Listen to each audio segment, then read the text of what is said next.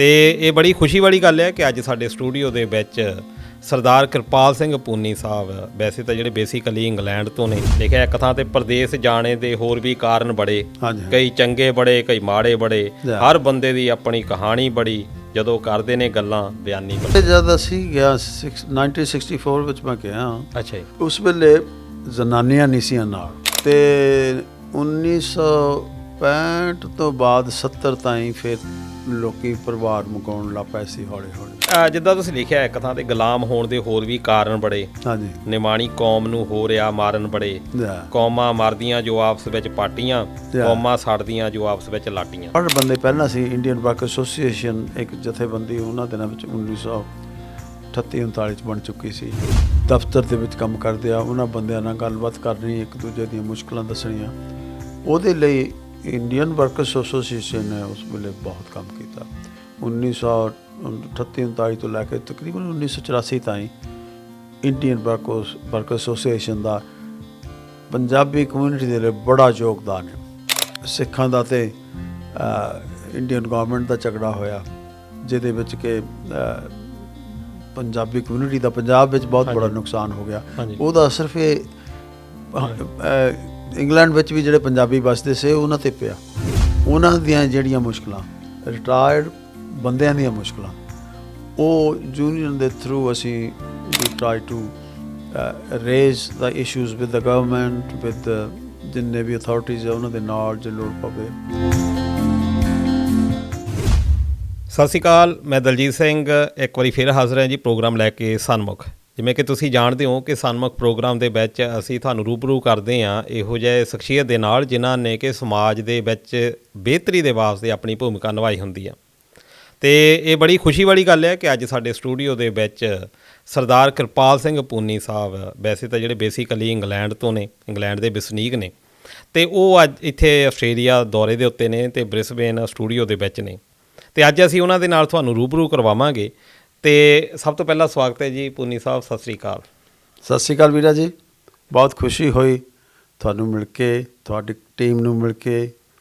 ਆਹ ਜਿਹੜਾ ਮੌਕਾ ਮੈਨੂੰ ਤੁਸੀਂ ਪ੍ਰਦਾਨ ਕੀਤਾ, ਮੈਂ ਸਮਝਦਾ ਕਿ ਇਹਦੇ ਨਾਲ ਅਸੀਂ ਆਪਣੇ ਖਿਆਲਾਂ ਦੀ ਸਾਂਝ ਵੀ ਪਾਵਾਂਗੇ ਅਤੇ ਬਾਕੀ ਸਰੋਤਾ ਜਨ ਜਿਹੜੇ ਦੇਖ ਰਹੇ ਆ ਉਹਨਾਂ ਨਾਲ ਵੀ ਇੱਕ ਸਾਂਝ ਪਾਵਾਂਗੇ ਜੀ। ਅਤੇ ਮੈਂ ਥੋੜ੍ਹਾ ਜਿਹਾ ਰੂਬਰੂ ਕਰਵਾਉਂਦਾ ਜਾਵਾਂ ਕਿ ਸਰਦਾਰ ਕਿਰਪਾਲ ਸਿੰਘ ਪੂਨੀ, ਜਿਨ੍ਹਾਂ ਦੀ ਪਛਾਣ ਜੇ ਆਪਾਂ ਦੇਖੀਏ ਤਾਂ ਇੱਕ ਸਾਹਿਤਕਾਰ ਦੇ ਤੌਰ ਦੇ ਉੱਤੇ ਹੈਗੇ ਆ, ਇੱਕ ਪਰਿਪੱਕ ਕਵੀ ਨੇ ਜਿਹੜੇ ਕਿ ਭਾਵੇਂ ਕਿ ਖੁੱਲ੍ਹੀ ਕਵਿਤਾ ਵਾਂਗੂ ਹੀ ਜਿਹੜੀ ਇੱਕ ਝਲਕ ਦਿੰਦੇ ਆ, ਪਰ ਜਿੰਨੀ ਛੰਦਬੰਦੀ ਆ ਉਹ ਵੀ ਇੰਜੋਏ ਕਰਨ ਵਾਲੀ ਆ। ਪਰ ਵਿਸ਼ੇਸ਼ਤਾ ਇਹ ਆ ਕਿ ਇਹਨਾਂ ਦੀ ਕਵਿਤਾ ਦੇ ਵਿੱਚ ਇਹਨਾਂ ਤੋਂ ਪਤਾ ਲੱਗਦਾ ਕਿ ਇਹਨਾਂ ਨੂੰ ਇਤਿਹਾਸ ਦਾ ਕਿੰਨੀ ਜ਼ਿਆਦਾ ਨੌਲੇਜ ਹੈਗੀ ਆ, ਕਿ ਇਤਿਹਾਸ ਦੇ ਵਿੱਚ ਸਾਡੀ ਜਿਹੜੀ ਕੌਮ ਆ ਜਾਂ ਵੱਖ-ਵੱਖ ਤਰ੍ਹਾਂ ਦੇ ਖਿੱਤੇ ਆ ਜਾਂ ਕੌਮਾਂ ਜਿਹੜੀਆਂ ਉਹਨਾਂ 'ਤੇ ਕਿੱਦਾਂ ਦੇ ਜ਼ੁਲਮ ਹੋਏ ਆ ਜਾਂ ਕਿੱਦਾਂ ਦੀ ਧੱਕੇਸ਼ਾਹੀ ਹੋਈ ਆ, ਆਪਣੀ ਕਵਿਤਾ ਦੇ ਰਾਹੀਂ ਇਹਨਾਂ ਨੇ ਦੱਸਣ ਦੀ ਕੋਸ਼ਿਸ਼ ਕੀਤੀ ਆ। ਅਤੇ ਮੈਂ ਬਹੁਤਾ ਇਹਦੇ ਉੱਤੇ ਨਹੀਂ ਜਾਂਦਾ, ਆਪਾਂ ਉਹਨਾਂ ਦੇ ਮੂੰਹੋਂ ਹੀ ਸਭ ਕੁਝ ਸੁਣਦੇ ਹਾਂ। ਅਤੇ ਪੂਨੀ ਸਾਹਿਬ, ਤੁਸੀਂ ਇੰਗਲੈਂਡ ਰਹਿੰਦੇ ਹੋ, ਸਭ ਤੋਂ ਪਹਿਲਾਂ ਪੰਜਾਬ ਦੇ ਬਾਰੇ ਦੱਸੋ ਕਿ ਕਿੱਥੇ ਤੁਹਾਡਾ ਜਨਮ ਹੋਇਆ, ਕਿਹੜਾ ਪਿੰਡ ਆ? ਮੇਰਾ ਜਨਮ ਪਿੰਡ ਬਹਿਲਪੁਰ, ਜਿਹੜਾ ਕਿ ਗੜ੍ਹਸ਼ੰਕਰ ਤਹਿਸੀਲ ਦੇ ਵਿੱਚ ਆ, ਹਾਂਜੀ, ਉੱਥੇ ਹੋਇਆ। ਅਤੇ ਮੇਰੀ ਮਾਤਾ ਦਾ ਨਾਮ ਸਰਜੀਤ ਕੌਰ, ਪਿਤਾ ਦਾ ਨਾਮ ਗੁਲਜ਼ਾਰ ਸਿੰਘ। ਅਤੇ ਜਿਸ ਪਰਿਵਾਰ ਵਿੱਚ, ਨਾਨਕੇ ਪਰਿਵਾਰ ਵਿੱਚ ਮੇਰਾ ਜਨਮ ਹੋਇਆ, ਉਹ ਦੇਸ਼ ਭਗਤੀ ਨਾਲ ਜੁੜੇ ਲੋਕ ਸੀ। ਮੇਰੇ ਨਾਨਾ ਜੀ ਬਹੁਤ ਚਿਰ ਬਬਰ ਅਕਾਲੀ ਜਿਹੜੀ ਮੂਵਮੈਂਟ ਸੀ ਉਹਦੇ ਵਿੱਚ ਉਹਨੇ ਕੰਮ ਕੀਤਾ। ਉਹਨੇ ਸਿੱਖ ਲਹਿਰ ਦੇ ਵਿੱਚ ਜੇਤੂ ਦੇ ਮੋਰਚੇ ਤੋਂ ਆਪਣੀ ਇਹ ਕਾਲਣਾ ਸ਼ੁਰੂ ਕੀਤੀ ਜੀ। ਅਤੇ ਉਹ ਤੋਂ ਬਾਅਦ ਫਿਰ ਉਹ ਉਹਨਾਂ ਦੇ ਪਿੰਡ ਦਾ, ਉਹਨਾਂ ਦਾ ਦੋਸਤ ਧੰਨਾ ਸਿੰਘ, ਉਹਦੇ ਨਾਲ ਰਲ ਕੇ ਉਹਨੇ ਹਿੰਦੁਸਤਾਨ ਦੀ ਆਜ਼ਾਦੀ ਲਈ ਕਾਫੀ ਹੰਭਲੇ ਮਾਰੇ।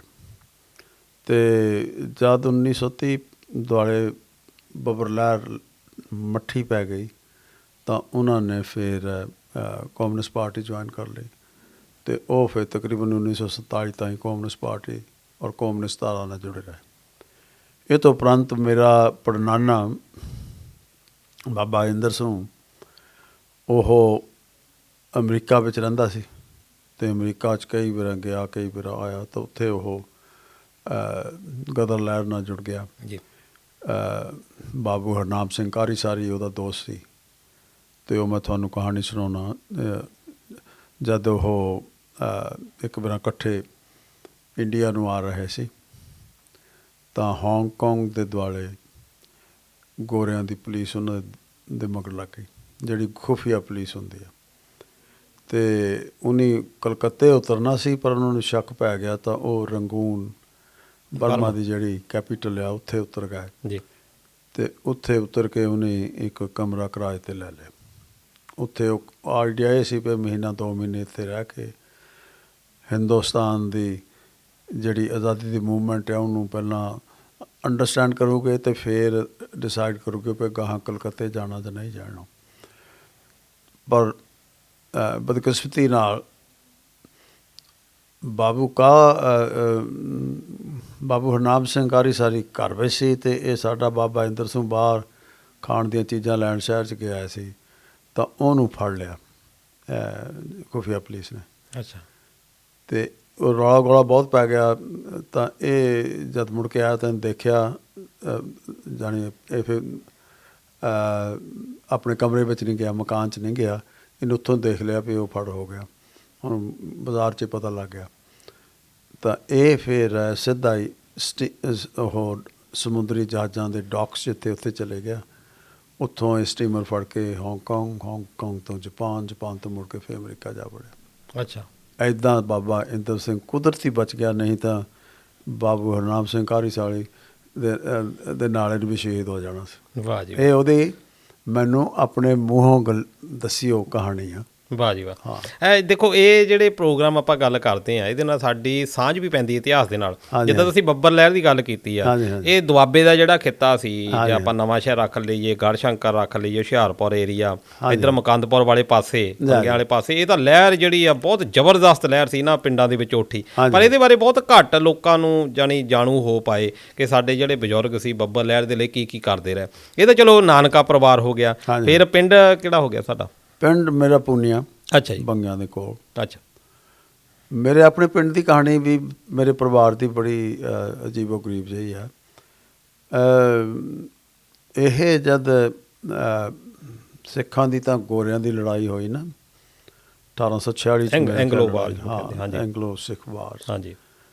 ਉਹਨਾਂ ਦੇ ਵਿੱਚ ਸਿੱਖ ਹਾਰ ਗਏ ਸੀ ਸਭਰਾਵਾਂ ਦੀ ਲੜਾਈ 'ਚ। ਹਾਂਜੀ। ਤਾਂ ਉਹਦੇ ਬਜ਼ਾਨੇ ਦੇ ਵਿੱਚ ਗੋਰਿਆਂ ਨੇ ਦੁਆਬਾ ਵੈਸਟ ਜਿਹਦੇ ਵਿੱਚ ਅਸੀਂ ਰਹਿੰਦੇ ਹਾਂ, ਇਹ 'ਤੇ ਕਬਜ਼ਾ ਕਰ ਲਿਆ ਸੀ। ਇਹਨੂੰ ਉਹਨੇ ਸਿੱਖ ਰਾਜ ਤੋਂ ਅਲੱਗ ਕਰਕੇ ਆਪਣੇ ਰਾਜ ਦਾ ਹਿੱਸਾ ਬਣਾ ਲਿਆ। ਤਕਰੀਬਨ 1846 ਤੋਂ ਲੈ ਕੇ ਮੈਂ ਸਮਝਦਾ ਵੀ 1855 ਤਾਈਂ। ਹਾਂਜੀ। ਜਾਂ ਇੱਥੇ 10 ਸਾਲ ਇੱਥੇ ਕੋਈ ਖਾਸ ਗੌਰਮੈਂਟ ਨਹੀਂ ਸੀ, ਨਾ ਸਿੱਖਾਂ ਦੀ ਗੌਰਮੈਂਟ ਸੀ ਅਤੇ ਨਾ ਗੋਰਿਆਂ ਦੀ ਗੌਰਮੈਂਟ ਸੀ ਜੀ। ਔਰ ਇਸ ਦੌਰਾਨ ਦੁਆਬੇ ਦੇ ਵਿੱਚ ਬੜੀ ਕਤਲੋਗਾਰਤ ਹੋ ਰਹੀ ਸੀ। ਜਿਹੜੇ ਛੋਟੇ ਪਿੰਡ ਸੀ ਜਿੱਥੇ ਥੋੜ੍ਹੇ ਬੰਦੇ ਰਹਿੰਦੇ ਸੀ, ਆਪਣੀ ਜਾਇਦਾਦ ਲੈ ਕੇ, ਆਪਣੇ ਪਸ਼ੂ ਲੈ ਕੇ, ਪਸ਼ੂ ਹੀ ਹੁੰਦੀ ਸੀ ਬੜੀ ਦੌਲਤ ਉਹਨਾਂ ਦਿਨਾਂ ਵਿੱਚ, ਤਾਂ ਉਹਨਾਂ 'ਤੇ ਬੜੇ ਪਿੰਡਾਂ ਦੇ ਲੋਕ ਹਮਲਾ ਕਰਕੇ ਉਹਨਾਂ ਦੇ ਸਭ ਕੁਛ ਲੁੱਟ ਕੇ ਲੈ ਜਾਂਦੇ ਸੀ। ਅਤੇ ਕਈ ਪਿੰਡ ਉਸ ਵੇਲੇ ਦੁਆਬੇ ਦੇ ਉੱਜੜ ਗਏ ਸੀ। ਤਾਂ ਉਹ ਫਿਰ ਲੋਕ ਛੋਟਿਆਂ ਪਿੰਡਾਂ ਤੋਂ ਉੱਠ ਕੇ ਜਿੱਥੇ ਵੀ ਕਿਤੇ ਕੋਈ ਸੇਫਟੀ ਸੀ ਨਾ, ਜਿਨ੍ਹਾਂ ਰਿਸ਼ਤੇਦਾਰਾਂ ਕੋਲ ਜਾਂ ਆਪਣੇ ਮਿੱਤਰਾਂ ਕੋਲ, ਉਹਨਾਂ ਪਿੰਡਾਂ 'ਚ ਜਾ ਕੇ ਬਸ ਗਏ। ਅਤੇ ਸਾਡਾ ਪੂਨੀਆ ਪਿੰਡ ਵੀ ਉੱਜੜ ਗਿਆ ਸੀ। ਸਾਡਾ ਬਜ਼ੁਰਗ ਸੀ ਬਾਬਾ ਸਾਹਿਬ ਰਾਏ, ਇਹਦੇ 6 ਮੁੰਡੇ ਸੀ ਜੀ। ਇਹ ਉੱਥੋਂ ਪਿੰਡ ਛੱਡ ਕੇ ਇਹ ਲੁਧਿਆਣੇ ਜਾ ਕੇ ਬਸ ਗਿਆ। ਉੱਥੇ ਬੈਠਾ ਇਹ ਗੋਰਿਆਂ ਨੂੰ ਹਰ ਸਾਲ ਸਾਰੇ ਪਿੰਡ ਦਾ ਹਾਲਾ ਦਿੰਦਾ ਰਿਹਾ। ਅੱਛਾ ਜੀ। ਹਾਂ। ਅਤੇ ਜਦ ਫਿਰ ਥੋੜ੍ਹਾ ਜਿਹਾ ਬ੍ਰਿਟਿਸ਼ ਐਡਮਿਨਿਸਟ੍ਰੇਸ਼ਨ ਉੱਥੇ ਬਹਾਲ ਹੋਈ ਨਾ, ਉਹਨਾਂ ਫਿਰ ਅਮਨ ਅਮਾਨ ਇਲਾਕੇ 'ਚ ਹੋਇਆ, ਇਹ ਫਿਰ ਮੁੜ ਕੇ ਆ ਕੇ ਫਿਰ ਇਹਨੂੰ ਦੁਬਾਰਾ ਪਿੰਡ ਨੂੰ ਬੰਨ੍ਹਿਆ ਬਾਬਾ ਸਾਹਿਬ ਰਾਏ ਨੇ। ਅੱਛਾ। ਅੱਧੀ ਪਿੰਡ ਦੀ ਜ਼ਮੀਨ ਇਹਨਾਂ ਜਿਹੜੇ ਲੋਕ ਬਾਹਰੋਂ ਬਠਾਲੇ ਉਹਨਾਂ ਨੂੰ ਦੇ ਦਿੱਤੀ। 500 ਕਮਾਂ ਜ਼ਮੀਨ ਸੀ, ਫਿਰ 250 ਕਮਾਂ ਜ਼ਮੀਨ ਇਹਨੂੰ ਫਿਰ ਆਪਣੇ ਪਰਿਵਾਰ ਲਈ ਰੱਖ ਲਈ। ਅੱਛਾ। ਸੋ ਇਹ ਕਹਾਣੀ ਜਾਣੀ ਸਾਡੇ ਪਰਿਵਾਰ ਦੀ ਆ। ਅਤੇ ਅਸੀਂ ਤਾਂ ਜਦ ਪੈਦਾ ਹੋਏ ਹਾਂ ਤਾਂ ਫਿਰ ਸਾਡਾ ਪਰਿਵਾਰ ਬਹੁਤ ਪਾਪੂਲੇਸ਼ਨ ਕਾਫੀ ਇਹਨਾਂ ਦੀ ਹੋ ਗਈ ਸੀ, ਤਾਂ ਫਿਰ ਜ਼ਮੀਨਾਂ ਤਾਂ ਜਦ ਕਿ ਅਸੀਂ ਪੈਦਾ ਹੋਏ ਉਹ ਤਾਂ ਫਿਰ ਕੁਛ ਘੁਮਾਵਾਂ ਕੁਛ ਰਹਿ ਗਿਆ। ਹਾਂਜੀ, ਇਹ ਵੀ ਦੁਆਬੇ ਦੀ ਇੱਕ ਤਰਾਸਦੀ ਕਹਿ ਲਓ ਜਾਂ ਪ੍ਰੋਬਲਮ ਸੀ ਇਹ, ਜਿਹਦੇ ਕਰਕੇ ਸਾਨੂੰ ਮਾਈਗ੍ਰੇਸ਼ਨ ਕਰਨੀ ਪਈ ਕਿ ਇੱਥੇ ਜ਼ਮੀਨਾਂ ਬਹੁਤ ਘੱਟ ਸੀ, ਮਾਝੇ ਮਾਲਵੇ ਜ਼ਮੀਨਾਂ ਵਾ ਖੁੱਲੀਆਂ ਸੀ। ਪਰ ਫਿਰ ਤੁਸੀਂ ਇੰਗਲੈਂਡ ਫਿਰ ਕਦੋਂ ਗਏ ਤੇ ਕਿੱਦਾਂ ਇਹ ਸਬੱਬ ਬਣਿਆ ਇੰਗਲੈਂਡ ਦਾ? ਫਿਰ ਇਹ ਜ਼ਮੀਨ ਹੀ ਇੱਕ ਜਾਂ ਕਹਿ ਲਓ ਇਕੋਨਮੀਕਲੀ? ਮੇਰੇ ਲਈ ਤਾਂ ਕੋਈ ਨਹੀਂ ਸੀ, ਕਿਉਂਕਿ ਮੈਂ ਤਾਂ ਮੇਰੇ ਫਾਦਰ ਸਾਹਿਬ ਚਲੇ ਗਏ ਸੀ ਜੀ ਇੰਗਲੈਂਡ। ਉਹ ਤੋਂ ਪਹਿਲਾਂ ਮੇਰਾ ਚਾਚਾ ਗਿਆ ਸੀ, ਉਹਨੇ ਮੇਰੇ ਫਾਦਰ ਸਾਹਿਬ ਨੂੰ ਮੰਗਾ ਲਿਆ, ਅਤੇ ਮੈਂ ਤਾਂ ਉਸ ਵੇਲੇ ਹਲੇ ਨਾਬਾਲਗ ਸੀ। ਮੈਂ 17 ਸਾਲ ਦੀ ਉਮਰ ਵਿੱਚ ਚਲੇ ਗਿਆ ਸੀ ਇੰਗਲੈਂਡ, ਅਤੇ ਮੈਂ ਇੱਥੇ ਪ੍ਰੀ ਇੰਜੀਨੀਅਰਿੰਗ ਵਿੱਚ ਪੜ੍ਹਦਾ ਸੀ ਇੰਡੀਆ 'ਚ, ਤਾਂ ਉਹ ਵਿੱਚੇ ਛੱਡ ਕੇ ਫਿਰ ਮੈਂ ਚਲੇ ਗਿਆ। ਸੋ ਮੇਰੇ ਲਈ ਤਾਂ ਇਹ ਨੇਚਰ ਸੀ, ਮੈਂ ਕੋਈ ਕਿਸੇ ਇਕਨੋਮਿਕ ਪ੍ਰੈਸ਼ਰ ਕਰਕੇ ਨਹੀਂ ਗਿਆ ਜੀ। ਹਾਂ, ਉਹ ਮੇਰੇ ਪੇਰੈਂਟਸ ਜ਼ਰੂਰ ਗਏ ਆ। ਸੋ ਇਹ ਕਹਾਣੀ ਹੈ। ਉਹ ਤਾਂ ਫਿਰ ਬਾਅਦ 'ਚ ਜਾ ਕਹਿ ਲਓ ਪਰਿਵਾਰ ਉੱਥੇ ਰਹਿੰਦਾ ਸੀ ਤਾਂ ਉੱਥੇ ਗਿਆ। ਪਰ ਜਿੱਦਾਂ ਤੁਹਾਡੀ ਮੈਂ ਕਵਿਤਾ ਵੀ ਦੇਖ ਰਿਹਾ ਸੀ, ਤੁਸੀਂ ਲਿਖਿਆ ਇੱਕ ਥਾਂ 'ਤੇ ਪ੍ਰਦੇਸ ਜਾਣੇ ਦੇ ਹੋਰ ਵੀ ਕਾਰਨ ਬੜੇ, ਕਈ ਚੰਗੇ ਬੜੇ ਕਈ ਮਾੜੇ ਬੜੇ, ਹਰ ਬੰਦੇ ਦੀ ਆਪਣੀ ਕਹਾਣੀ ਬੜੀ, ਜਦੋਂ ਕਰਦੇ ਨੇ ਗੱਲਾਂ ਬਿਆਨੀ ਬੜੀ। ਹਾਂਜੀ ਹਾਂਜੀ। ਅਤੇ ਇਹ ਵੀ ਬਿਆਨੀ ਕਰੋ ਕਿ ਜਦੋਂ ਤੁਸੀਂ ਉੱਥੇ ਗਏ, ਹਾਂਜੀ ਹਾਂਜੀ, ਅਤੇ ਉੱਥੇ ਜਾ ਕੇ ਚਲੋ ਤੁਹਾਡਾ ਕਾਰਨ ਜਿਹੜਾ ਸੀ ਉਹ ਇਹ ਸੀ ਵੀ ਪਰਿਵਾਰ ਕੋਲ ਜਾਣਾ। ਹਾਂਜੀ ਹਾਂਜੀ। ਫਿਰ ਕਿੱਦਾਂ ਦਾ ਮਾਹੌਲ ਸੀ ਉਸ ਵੇਲੇ? ਉਸ ਵੇਲੇ ਜਦ ਅਸੀਂ ਗਿਆ 1964 ਵਿੱਚ ਮੈਂ ਗਿਆ। ਅੱਛਾ ਜੀ। ਉਸ ਵੇਲੇ ਜ਼ਨਾਨੀਆਂ ਨਹੀਂ ਸੀ ਨਾਲ। ਅੱਛਾ, ਪਰਿਵਾਰ ਨਹੀਂ ਸੀ ਜਾਂਦੇ। ਅੱਛਾ, ਸਿਰਫ ਮੇਲ ਮੈਂਬਰ ਹੀ ਜਾਂਦੇ ਸੀ। ਅੱਛਾ ਜੀ, ਮੇਲ ਮੈਂਬਰ ਹੀ ਜਾਂਦੇ ਸੀ। ਤਾਂ ਫਿਰ ਉੱਥੇ ਬਹੁਤ ਘੱਟ, ਕਿਤੇ ਕਿਤੇ ਤੁਹਾਨੂੰ ਕਿਤੇ ਕਈ ਮਹੀਨੇ ਜਾਂ ਵੀਕ ਵਿੱਚ ਕੋਈ ਜ਼ਨਾਨੀ ਆਪਣੀ ਤੁਰੀ ਫਿਰਦੀ ਦਿਸਦੀ ਸੀ ਸ਼ਹਿਰ ਵਿੱਚ। ਅੱਛਾ, ਇੱਦਾਂ ਦਾ ਸੀ ਕੰਮ। ਅਤੇ 1965 ਤੋਂ ਬਾਅਦ 70 ਤਾਈਂ ਫਿਰ ਲੋਕ ਪਰਿਵਾਰ ਮੁਕਾਉਣ ਲੱਗ ਪਏ ਸੀ ਹੌਲੀ ਹੌਲੀ, ਅਤੇ ਫਿਰ ਜ਼ਨਾਨੀਆਂ ਆਈਆਂ, ਆਉਣੀਆਂ ਸ਼ੁਰੂ ਹੋਈਆਂ, ਅਤੇ ਉਹਦੇ ਨਾਲ ਫਿਰ ਕਹਾਣੀ ਬਦਲ ਗਈ। ਪਹਿਲਾਂ ਤਾਂ ਇਹ ਸੀ ਸੋਚ ਪੰਜਾਬੀਆਂ ਦੀ ਵੀ ਅਸੀਂ ਪੈਸੇ ਇਕੱਠੇ ਕਰਕੇ ਇੰਡੀਆ ਨੂੰ ਪਾਉਣੇ ਆ, ਉੱਥੇ ਕੋਈ ਜ਼ਮੀਨ ਵਗੈਰਾ ਖਰੀਦਣੀ ਆ ਜਾਂ ਮਕਾਨ ਬਣਾਉਣਾ ਜਾਂ ਹੋਰ ਜੋ ਵੀ ਉਹਨਾਂ ਦੀ ਇੱਛਾ ਹੋਏਗੀ ਉਹ ਨਹੀਂ ਕਰਨਾ ਆ, ਅਤੇ ਇਹਦੇ ਲਈ ਕੰਮਕਾਰ ਕਰਦੇ ਸੀ। ਅਤੇ ਕਈ 5-4 ਸਾਲ ਬਾਅਦ ਮੁੜ ਵੀ ਜਾਂਦੇ ਸੀ ਵਾਪਸ। ਯਾਨੀ ਇਹ ਸੋਚ ਕੇ ਨਹੀਂ ਸੀ ਜਾਂਦੇ ਵੀ ਅਸੀਂ ਰਹਿਣਾ ਇੱਥੇ? ਹਾਂ, ਇਹ ਨਹੀਂ ਸੀ। ਅੱਛਾ, ਫਿਰ ਇੱਕਦਮ ਸੋਚ ਚੇਂਜ ਹੋਈ, ਜਿਹਨੂੰ ਅੰਗਰੇਜ਼ੀ ਸੀ ਚੇਂਜ ਕਹਿੰਦੇ ਆ ਨਾ, ਸੀ ਚੇਂਜ ਹੋਇਆ। ਹਾਂਜੀ, ਜਿਹਦੇ ਨਾਲ ਫਿਰ ਬਹੁਤ ਲੋਕਾਂ ਨੇ ਇਹ ਸੋਚਿਆ ਵੀ ਉੱਥੇ ਦੀ ਬਜਾਏ ਆਪਣੇ ਪਰਿਵਾਰਾਂ ਨੂੰ, ਆਪਣੇ ਬੱਚਿਆਂ ਨੂੰ ਇੱਥੇ ਮੁਕਾ ਲਓ, ਇੱਥੇ ਐਜੂਕੇਸ਼ਨ ਵੀ ਸੋਹਣੀ ਆ, ਇੱਥੇ ਵਸੀਲੇ ਵੀ ਹਿੰਦੁਸਤਾਨ ਨਾਲੋਂ ਬੈਟਰ ਆ, ਰਹਿਣਾ ਬਹਿਣਾ ਵੀ ਉੱਥੇ ਨਾਲੋਂ ਚੰਗਾ ਆ। ਉਹ ਆਪਣੀ ਸੁੱਖ ਸਹੂਲਤ ਦੇਖ ਕੇ ਫਿਰ ਸਾਰੇ ਹੌਲੀ ਹੌਲੀ ਇੱਕ ਦੂਜੇ ਵੱਲ ਦੇਖ ਕੇ ਆਪਣੇ ਨਿਆਣੇ ਮੁਕਾਉਣ ਲੱਗ ਪਏ। ਵਾਹ ਜੀ ਵਾਹ। ਅਤੇ ਜਿੱਦਾਂ ਤੁਸੀਂ ਲਿਖਿਆ ਇੱਕ ਥਾਂ 'ਤੇ ਗੁਲਾਮ ਹੋਣ ਦੇ ਹੋਰ ਵੀ ਕਾਰਨ ਬੜੇ, ਹਾਂਜੀ, ਨਿਮਾਣੀ ਕੌਮ ਨੂੰ ਹੋ ਰਿਹਾ ਮਾਰਨ ਬੜੇ, ਕੌਮਾਂ ਮਰਦੀਆਂ ਜੋ ਆਪਸ ਵਿੱਚ ਪਾਟੀਆਂ, ਕੌਮਾਂ ਸੜਦੀਆਂ ਜੋ ਆਪਸ ਵਿੱਚ ਲਾਟੀਆਂ। ਹਾਂ ਹਾਂ ਹਾਂ। ਅਤੇ ਇਹ ਤੋਂ ਕਿੱਦਾਂ, ਮਤਲਬ ਕਿ ਉਸ ਵੇਲੇ ਜਦੋਂ ਤੁਸੀਂ ਗਏ ਆ, ਇਹ ਉਸ ਵੇਲੇ ਦੀ ਤਰਾਸਦੀ ਸੀ ਜਾਂ ਇੱਕ ਤਰ੍ਹਾਂ ਦਾ ਡਿਸਕ੍ਰੀਮੀਨੇਸ਼ਨ ਸੀ ਉੱਥੇ UK ਦੇ ਵਿੱਚ? ਜਦ ਦੇਖੋ ਅਸੀਂ ਲੋਕ ਜਦ ਗਏ ਆ ਨਾ, ਜਿਹੜਾ ਸਾਡੀ ਸੁਸਾਇਟੀ ਦਾ ਸੈਕਸ਼ਨ, ਹਾਂਜੀ, ਬਾਹਲਾ ਪੜ੍ਹਿਆ ਲਿਖਿਆ ਨਹੀਂ ਪਹਿਲਾਂ ਹੋ ਗਿਆ ਜੀ। 50s ਦੇ ਵਿੱਚ 47 ਤੋਂ ਬਾਅਦ 1960 ਤਾਈਂ ਮੈਂ ਕਹਿ ਸਕਦਾ, ਉਹ ਘਰਾਂ ਦੇ ਜਿਹੜੇ ਸਰਪਲਸ ਬੰਦੇ ਆ, ਸਰਪਲਸ ਜਾਂ ਕਹਿ ਲਓ ਜਿਹੜੇ ਵਾਧੂ ਬੰਦੇ, ਅੱਛਾ, ਜਿਹਨਾਂ ਦੇ ਵਿਆਹ ਵੀ ਨਹੀਂ ਹੋਏ, ਜਿਹਨਾਂ ਦੇ ਵਿਆਹ ਹੋਣ ਦੀ ਵੀ ਆਸ ਨਹੀਂ, ਅੱਛਾ, ਉਹ ਉੱਥੇ ਗਏ, ਉਹ ਘਰਦਿਆਂ ਨੂੰ ਬਾਹਰ ਕੱਢੇ। ਅੱਛਾ, ਫਿਰ ਉਹਦੇ ਨਾਲ ਕੀ ਹੋਇਆ, ਸਮਾਜ ਦੇ ਵਿੱਚ ਫਿਰ ਪੜ੍ਹੇ ਲਿਖੇ ਬੰਦੇ, ਵਾਊਚਰ ਸਿਸਟਮ 1962 ਵਿੱਚ ਸ਼ੁਰੂ ਹੋਇਆ, ਉਹ ਫਿਰ ਪੜ੍ਹੇ ਲਿਖੇ ਬੰਦੇ ਜਿਹੜੇ ਆ ਉਹ ਰੀਅਲੀ ਜਾਣ ਲੱਗੇ, ਜਿਹੜੇ ਟੀਚਰਸ ਹੋਏ, ਸਰਪਲਸ ਟੀਚਰ ਜਿਹੜੇ, ਜਿਹਨਾਂ ਨੂੰ ਉੱਥੇ ਜੋਬ ਨਹੀਂ ਸੀ ਮਿਲਦੀ, ਜਿਹਨਾਂ ਨੂੰ BA MA ਕੀਤੀ ਹੋਈ ਸੀ, ਕੰਮ ਨਹੀਂ ਸੀ ਮਿਲ ਰਿਹਾ, ਅਤੇ ਉਹ ਫਿਰ ਇੰਗਲੈਂਡ ਵੱਲ ਨੂੰ ਤੁਰੇ ਵਾਊਚਰ ਸਿਸਟਮ ਦੇ ਥਰੂ।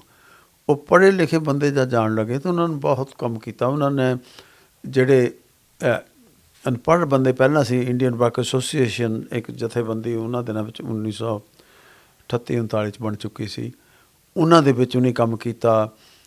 ਲੋਕਾਂ ਨੂੰ ਬਹੁਤ ਤਰ੍ਹਾਂ ਦੀਆਂ ਮੁਸ਼ਕਿਲਾਂ ਸੀਆਂ, ਅੰਗਰੇਜ਼ੀ ਨਾ ਆਉਣ ਕਰਕੇ ਫਾਰਮ ਭਰਨੇ ਪੈਂਦੇ ਸੀ ਤਰ੍ਹਾਂ ਤਰ੍ਹਾਂ ਦੇ। ਹਿੰਦੁਸਤਾਨ ਦੇ ਪਾਸਪੋਰਟ ਰਿਨਿਊ ਕਰਾਉਣਾ ਜਾਂ ਹੋਰ ਕਿਸੇ ਸਰਕਾਰੀ ਦਰਬਾਰੇ ਕਿਸੇ ਤਰ੍ਹਾਂ ਦਾ ਵੀ ਕੰਮ ਹੋਣਾ ਤਾਂ ਉੱਥੋਂ ਦੇ ਜਿਹੜੇ ਦਫ਼ਤਰ ਦੇ ਵਿੱਚ ਕੰਮ ਕਰਦੇ ਆ ਉਹਨਾਂ ਬੰਦਿਆਂ ਨਾਲ ਗੱਲਬਾਤ ਕਰਨੀ, ਇੱਕ ਦੂਜੇ ਦੀਆਂ ਮੁਸ਼ਕਲਾਂ ਦੱਸਣੀਆਂ।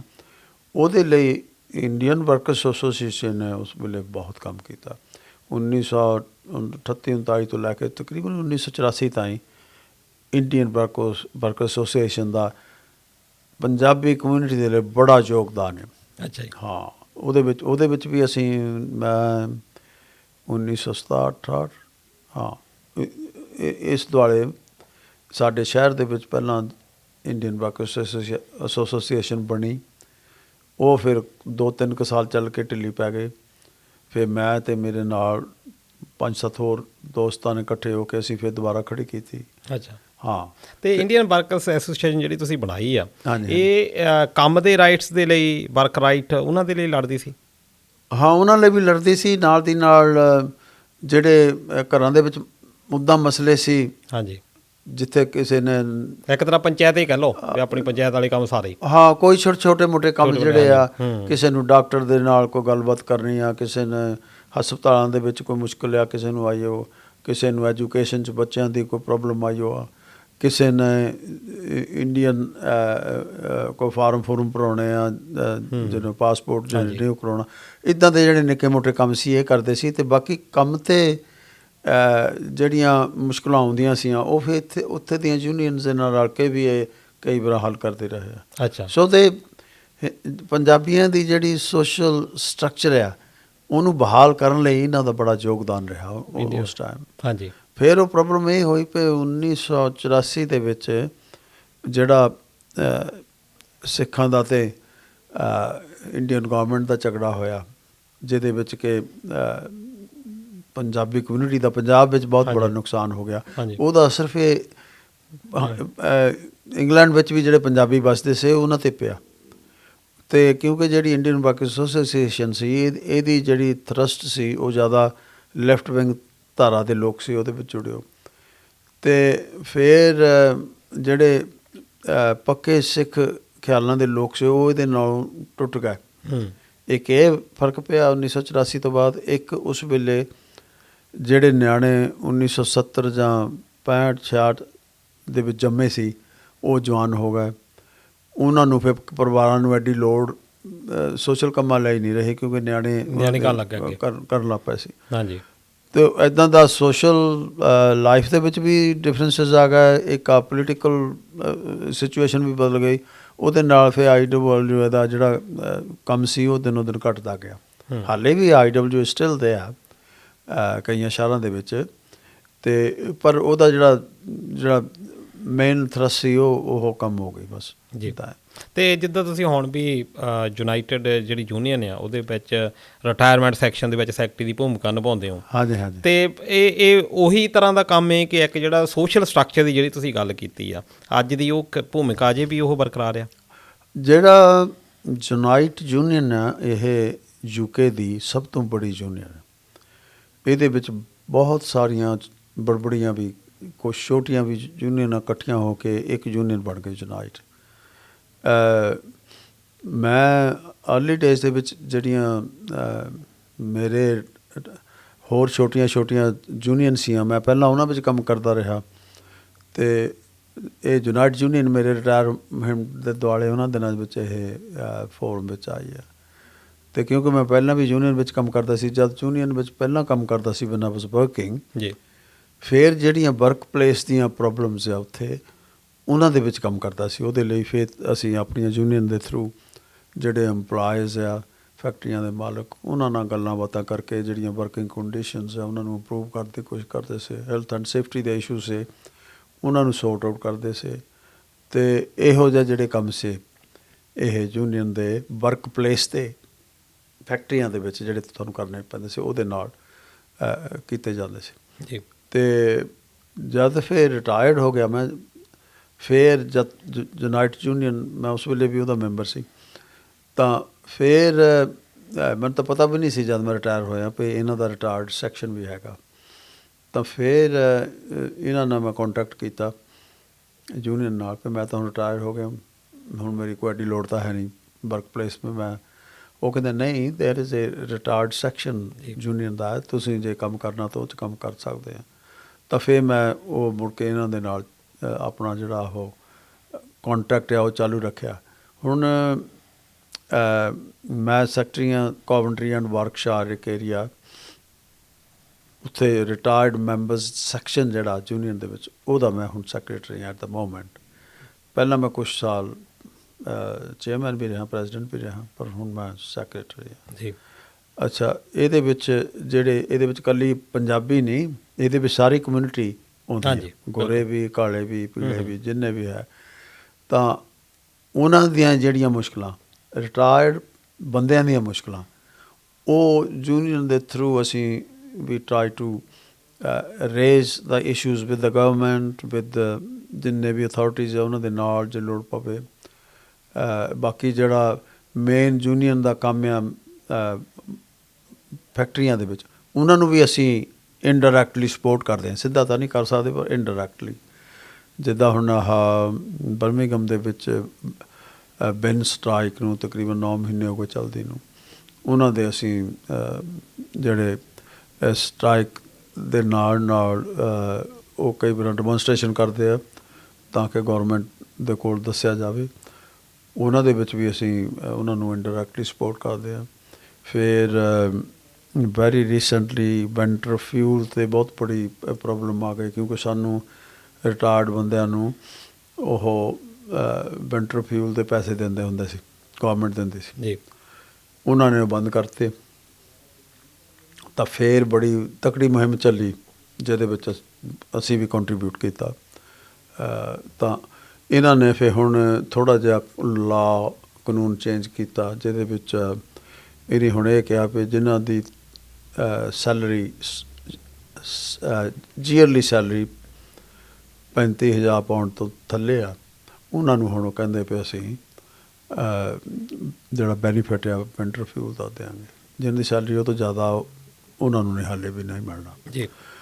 ਇੱਕ ਇਹ ਇਸ਼ੂ ਆ। ਫਿਰ ਹੋਰ ਹਰ ਤਰ੍ਹਾਂ ਦੇ ਇਸ਼ੂ ਆ, ਕਈ ਨਾ ਕੁਛ ਸੁਣਦੇ ਰਹਿੰਦੇ ਆ ਵੀ ਗੌਰਮੈਂਟ ਆ ਵੀ ਬੰਦ, ਟੈਲੀਵਿਜ਼ਨ ਲਾਇਸੈਂਸ ਹੀ ਨਹੀਂ ਪਿੱਛੇ ਜੇ ਬੰਦ ਕਰਤੇ ਸੀ, ਜਿਹੜੇ 75 ਸਾਲ ਤੋਂ ਉੱਤੇ ਬੰਦੇ ਸੀ ਅੱਗੇ ਉਹ ਟੈਲੀਵਿਜ਼ਨ ਲਾਇਸੈਂਸ ਉਹਨਾਂ ਦੇ ਫ੍ਰੀ ਸੀ, ਉਹ ਫਿਰ ਨਹੀਂ ਬੰਦ ਕਰਤਾ। ਹੁਣ ਇਹ ਵੀ ਸੁਣਦੇ ਆ ਵੀ ਬੱਸ ਪਾਸ ਜਿਹੜੇ ਰਿਟਾਇਰਡ ਬੰਦੇ ਆ ਉਹ ਫ੍ਰੀ ਸੀ ਉਹਨਾਂ ਨੂੰ, ਫਿਰ ਸ਼ਾਇਦ ਇਹ ਮੂਹਰੇ ਬੰਦ ਕਰ ਦੇਣ, ਹਾਲੇ ਕੀਤੇ ਤਾਂ ਨਹੀਂ ਪਰ ਉਹ ਕਰ ਸਕਦੇ ਆ। ਨਹੀਂ, ਤੁਸੀਂ ਇਹਦੇ ਲਈ ਸਟਰਗਲ ਤਾਂ ਜਿਹੜੀ ਕਰ ਰਹੇ ਹੋ, ਇਕੱਲਾ ਇਹ ਦੇਖੋ ਇਹ ਹੈ ਜਿੱਦਾਂ ਹੁਣ ਤੁਸੀਂ ਪਹਿਲਾਂ ਗੱਲ ਕੀਤੀ ਕਿ ਇੱਕ ਪਰਿਵਾਰ ਤੁਹਾਡਾ ਬੱਬਾ ਲਹਿਰ ਉਹ ਵੀ ਹੱਕਾਂ ਦੇ ਲਈ ਲੜਿਆ। ਹਾਂਜੀ ਹਾਂਜੀ ਹਾਂਜੀ। ਜੇ ਆਪਣੇ ਪੜਦਾਦਾ ਤੁਸੀਂ ਪੜਨਾਨਾ ਦੀ ਗੱਲ ਕੀਤੀ, ਨਾਨਾ ਹੁਣਾਂ ਦੀ ਗੱਲ ਕੀਤੀ, ਬਈ ਉਹ ਜਿਹੜੇ ਹੱਕਾਂ ਦੇ ਲਈ ਬੱਬਾ ਲਹਿਰ ਦੀ ਗੱਲ ਕੀਤੀ, ਹਾਂਜੀ ਹਾਂਜੀ। ਤੁਸੀਂ ਉਹ ਜਿਹੜੀ ਇੱਕ ਪਰਿਵਾਰਕ ਜਾਂ ਤੁਹਾਡਾ ਪਿਛੋਕੜ ਜਾਂ ਵਿਰਾਸਤ ਸੀ ਉਹਨੂੰ ਤੁਸੀਂ ਅੱਗੇ ਲੈ ਕੇ ਗਏ। ਹਾਂਜੀ, ਇਹ ਜਿਹੜੀ ਵਿਰਾਸਤ ਹੈ ਤੁਸੀਂ ਇਕੱਲੀ ਆਪਣੇ ਲਈ ਨਹੀਂ, ਉਹ ਸਾਰੇ ਸਮਾਜ ਨੂੰ ਇਹ ਤੁਸੀਂ ਦਿੱਤੀ ਆ। ਹਾਂਜੀ ਹਾਂਜੀ। ਪਰ ਇਹ ਇੱਕ ਤੁਸੀਂ ਇਹ ਵੀ ਵਧੀਆ ਕਿ ਤੁਸੀਂ ਇੰਨਾ ਕੰਮ ਕੀਤਾ। ਹਾਂਜੀ। ਪੇਸ਼ੇ ਵਜੋਂ ਤੁਸੀਂ ਇੰਜੀਨੀਅਰ ਦੇ ਤੌਰ ਦੇ ਉੱਤੇ ਉੱਥੇ ਕੰਮ ਕੀਤਾ, ਪਰ ਜਿਹੜੀ ਤੁਹਾਡੀ ਜਾਣ ਪਛਾਣ ਚਲੋ ਇਹ ਇਹਦੇ ਕਰਕੇ ਬਣੀ, ਜਾਂ ਇੱਥੇ ਅਸੀਂ ਜਾਣਦੇ ਹਾਂ ਤੁਹਾਨੂੰ ਇੱਕ ਸਾਹਿਤਕਾਰ ਦੇ ਤੌਰ ਦੇ ਉੱਤੇ ਜਾਣਦੇ ਹਾਂ, ਅਤੇ ਤੁਸੀਂ ਪੰਜਾਬੀ ਸਾਹਿਤਕ ਵਾ ਜਿਹੜੀ ਕਮੈਂਟਰੀ ਉਹਦੇ ਪ੍ਰਧਾਨ ਵੀ ਰਹੇ ਹੋ। ਤੇ ਇਹ ਫਿਰ ਜਿਹੜਾ ਇੰਜੀਨੀਅਰ ਬੰਦਾ ਹੁੰਦਾ ਉਹ ਤਾਂ ਹੁੰਦਾ ਵੀ 1 ਤੇ 1 2 2 ਜਮਾ 2 4 ਜਿਹੜੀ ਉਹਨਾਂ ਦੀ ਜਿਹੜੀ ਫੈਕਟ ਬੇਸਿਸ ਜਿਹੜੀ ਚੀਜ਼ ਹੁੰਦੀ ਆ, ਤੇ ਉਹ ਕਵਿਤਾ ਵੱਲ ਨੂੰ ਫਿਰ ਕਿੱਦਾਂ ਧਿਆਨ ਚਲੇ ਗਿਆ?